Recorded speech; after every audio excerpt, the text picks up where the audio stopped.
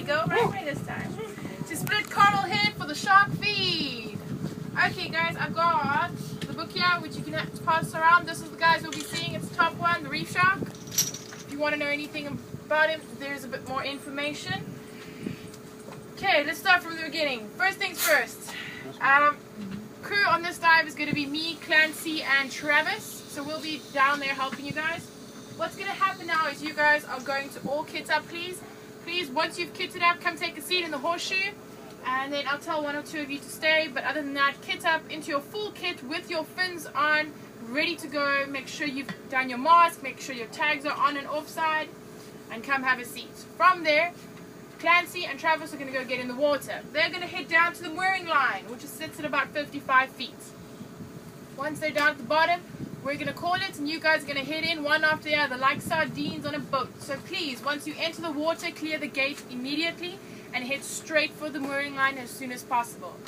We all have cameras, well most of us do on this dive. It's very important that you do not get distracted on the way down and stop and take pictures of the sharks. There'll be ample time after the dive itself, after the chumming. I want you please to make a direct descent to the mooring line to Clancy where she will seat you. Otherwise, halfway through the dive, you're going to be that guy that runs out of air and can't come and has to come halfway up through the chum, and you're going to miss the beautiful ending where all the shark teeth are. Okay, so what we're going to do is, if you want to see some shark teeth at the end of this, you are going to go straight down that mooring line. She's going to seat you in a half semicircle, more or less 10 to 15 feet from the mooring line itself. Because we've got cameras as well, guys, it is a sandy bottom, so it's important that you don't or anything like that. Once you're seated, you're more than welcome to stand or sit on your knees. We don't mind what position you're in. And please don't stop to take pictures until you are seated. We want to get everybody down there in case somebody has higher air consumption than other people. If your air consumption's high, be one of the last ones to get in. If you're having ear problems, be one of the first ones to get in. Make sense? Okay. Okay, guys. So what you're going to do is you're going to seat in a half semicircle there. You can sit in whatever position is comfortable for you, but please just make sure you sit still. Because what silt you're going to kick up is what silt you're going to have in your camera pictures thereafter. Okay. Once you're seated, I'm going to come down at the chum line. Okay. Clancy's going to give me the okay. I'm going to wait about 2 minutes after the last person leaves. I'm going to swim my bum off all the way to the mooring line and hook it on up. During this time, you are to stay still. You are not to swim around in any way or form, otherwise the sharks won't come. And secondly, it could be hazardous to you if you get in the way of the chum. Okay, they are feeding. So, you're not going to move until I signal. At the end of the chum, they're going to come, munch, munch, munch. There's usually that one shark that is really picky as hell and comes back for like seconds or thirds and takes half the last little bite and runs off with it. It's quite cute. So when he's done, I'm going to wait about a minute or two once they calm down, and I'm going to give you this signal. This means we are done. This means the shark chum dive is done.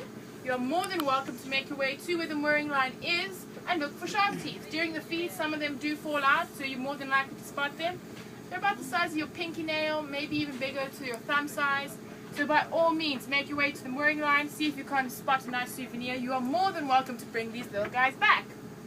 Bear in mind though, they are sharp. They are going to cut you if you squeeze and hold your hand on them. So if you've got a pocket or somewhere safe to put it, I'd really recommend that. Yeah, so that'll be our tooth fairy time when we go looking for the shark teeth. After that, guys, camera buoyancy, you want to make sure that you keep your buoyancy nice and neutral. I found on this dive as well, once the shark feed is done, we'll head off into our separate directions. There is a split coral head. If you take a bearing to the east, it has a beautiful swim through, beautiful topography, goes all the way up to 30 feet with a beautiful coral head on there.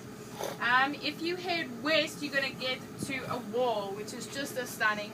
Sharks go both directions, so it doesn't matter which side you go. But I just say, watch your air consumption, because the shark feed itself can last anything between 15 minutes to 35-45 minutes. It just depends on the sharks themselves, okay?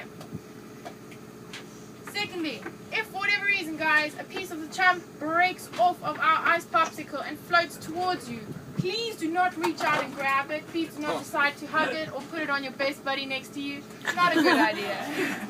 We know we've been on this boat for a few days now, but it's not a good way to go. I'd like you please to make sure that you move away from it immediately. If you see it's moving towards a buddy and he doesn't realize it, just give him a tug out the way. If if you touch it, you are going to smell like the fish, and therefore the sharks will come for you. Okay, pretty straightforward.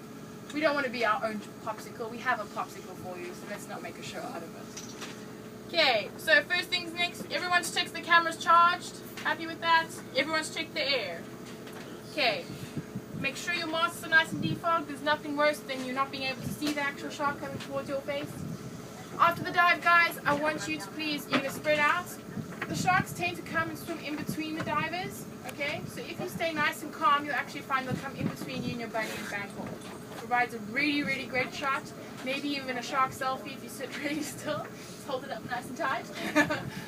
Okay, any questions about the dive itself?